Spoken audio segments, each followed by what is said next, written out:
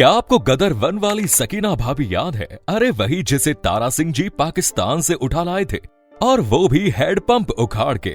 कुछ याद आया? डेफिनेटली आपको जरूर याद आया होगा, क्योंकि गदर 2 अभी अभी तो गदर मचा रही है।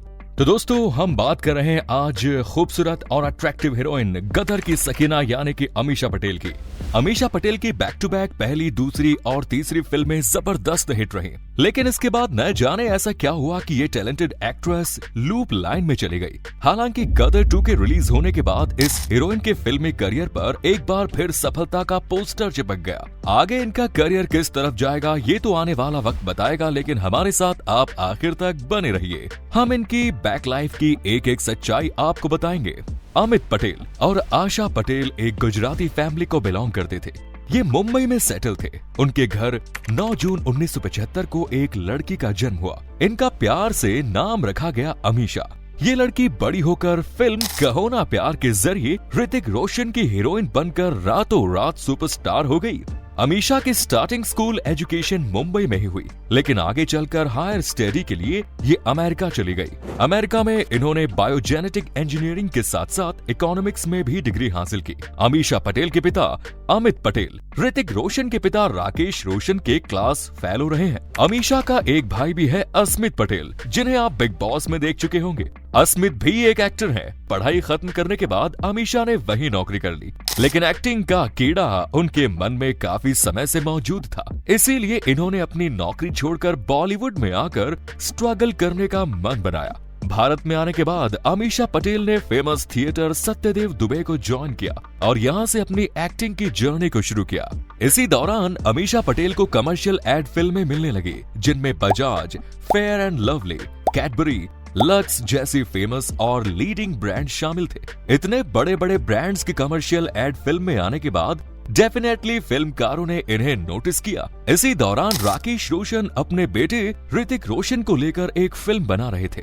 फिल्म का नाम था कहो ना प्यार है। इस फिल्म में Kareena Kapoor as a heroine काम कर रही थी, लेकिन उन्होंने फिल्म की लगभग 6 दिन की शूटिंग कंप्लीट की कि उनके एटीट्यूड की वजह से राकेश रोशन अपसेट हो गए और उन्हें फिल्म से बाहर का रास्ता दिखा दिया।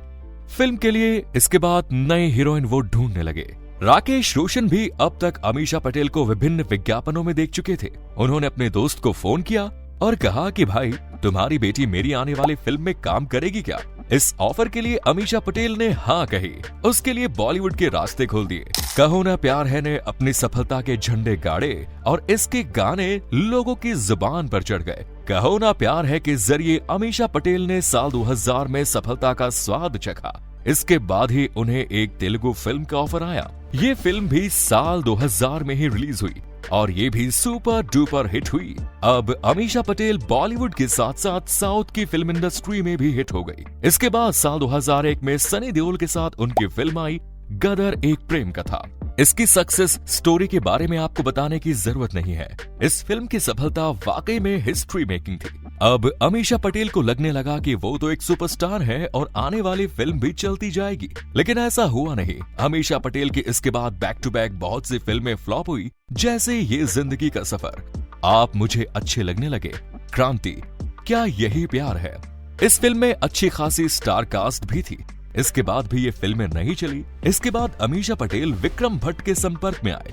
दोनों को एक दूसरे का साथ पसंद आया और फिर इनके बीच एलू एलू चालू हो गया। दोनों एक दूसरे के साथ लिव इन में रहने लगे, लेकिन अमीषा के माता पिता को अमीषा की ये हरकत पसंद नहीं आई। वो चाहते थे कि अमीषा पटेल विक्रम भट्ट से दूर रहे, क्योंकि विक्रम भट्ट पहले से शादीशुदा थे। इसके साथ ही उनके पहले से ही कई लड़कियों के साथ अफेयर भी रहे। अमीषा पटेल को इन सब चीजों से कोई फर्क नहीं पड़ा, लेकिन इस सब के बीच एक नए विवाद में पड़ गई वो। उन्होंने अपने माता पिता पर पैसे हड़पने का आरोप लगाया।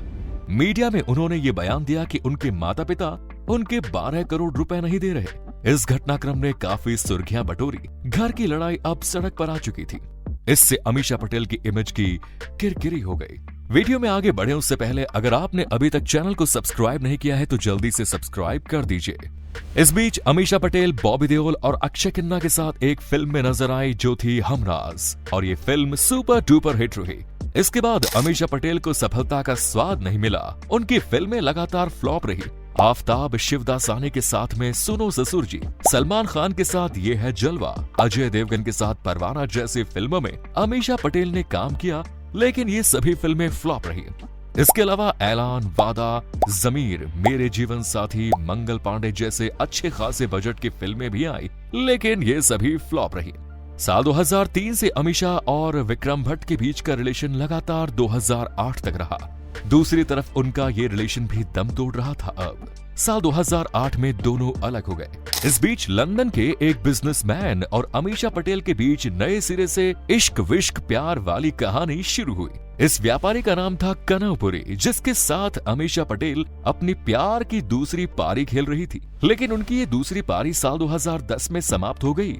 इन दोनों का ब्रेकअप हो गया। साल 2009 और 2010 में अमीषा पटेल की कोई भी फिल्में नहीं आई। अब उन्हें फिल्में मिलना बहुत कम हो गया।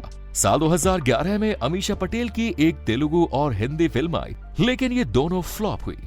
इसके बाद अमीषा पटेल ने अपना खुद का प्रोडक्शन हाउस शुरू किया। इसमें प्रोडक्शन हाउस के बैनर तले देसी मैजिक नाम की फिल्म बनी, लेकिन ये फिल्म कभी रिलीज ही नहीं हो पाई। इस फिल्म को बनाने के लिए अमीषा पटेल ने फिल्म मेकर अजय सिंह से 3 करोड़ रुपए उधार लिए, जिसे वो वापस नहीं कर पाए, और बदले में उनके खिलाफ अजय सिंह ने केस कर दिया। फिल्म और प्रोडक्शन हाउस का चाहे जो हुआ हो, लेकिन इस बीच फिल्म प्रोड्यूसर कुणाल घूमर के साथ अमीषा पटेल ने ईलू ईलू की तीसरी पारी खेलना शुरू कर दिया। कुणाल पहले से शादीशुदा थे, हालांकि इस बात से अमीषा को कोई फर्क ही नहीं पड़ा। इन दोनों की तीसरी पारी ज्यादा समय तक नहीं चली, केवल 1 साल ही अमीषा पटेल और कुणाल का लव अफेयर चला। इसके बाद अमीषा पटेल की एक और फिल्म आई शॉर्टकट रोमियो, लेकिन ये भी फ्लॉप रही। भले ही ये फिल्में फ्लॉप रही हो, लेकिन यहाँ से अमीषा पटेल के प्यार के रिश्ते की अगली पारी शुरू हुई। उनकी मुलाकात बिजनेसमैन नेस वाडिया से हुई, जिसके साथ उन्होंने मोहब्बत के तराने गाना शुरू किया। लगभग 2 साल तक यह दोनों एक दूसरे के साथ रिलेशन में रहे। ये हर जगह एक साथ ही स्पोर्ट किए जाते थे। फाइनली इस रिश्ते का हश्र भी वही हुआ जो अमीषा पटेल के दूसरे रिश्तों का हुआ। 2 साल बाद ये दोनों एक दूसरे से अलग हो गए।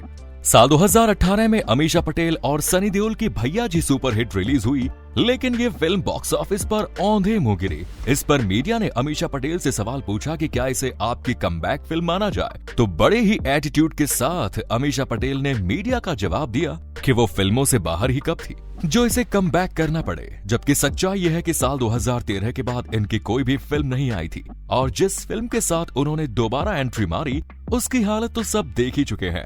लेकिन अमीषा की किस्मत ने साथ दिया और फिल्म गदर 2 ब्लॉकबस्टर पर साबित हुई। अब इससे अमीषा पटेल के रियल करियर को कितना फायदा मिलेगा, ये तो आने वाला वक्त ही बताएगा। वैसे आप अमीषा पटेल की अब तक की जर्नी के बारे में क्या कहते हैं, हमें कमेंट्स में जरूर बताएं। तो ये थी अमीषा पटेल की लाइफ स्टोरी। धन्यवाद।